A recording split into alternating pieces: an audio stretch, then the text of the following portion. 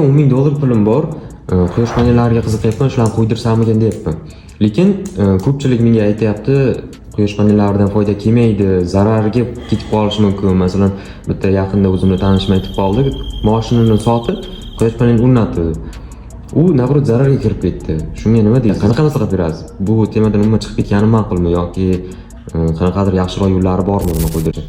O'zi quyosh panel qo'ydirganing yaxshi, qo'ydirishlik kerak. Albatta bu o'zingda iste'moling bo'lsa, misol o'zing xonadonga qo'ymoqchisan, 10 kW iste'moling bor. 10 kW iste'moling 10 kW qo'ysang bu eng ideal holat. Misol elektr to'lovlaridan qutulasan, umuman qutulasan. O'zingga misol quyoshdan kelgan tekin energiyani ishlatasan. Haqiqatan misol quyosh panellari va invertorlar o'sha tizimni haqiqiy mutaxassisga qildirsang, albatta senga 15-20 yil ishlab beradi. Quyosh panellariga 15 yil garantiya berilsa, miyasiga 5 yil garantiya beriladi. Lekin o'sha garantiyadan tashqari ishlab berilgan. Ishlab beradi ham. Albatta shu to'g'ri o'rnatilsa, to'g'ri loyihalashtirilsa, to'g'ri tarmoqqa sinxron ravishda ulansa, hammasi o'sha aytgan holatda bo'ladi.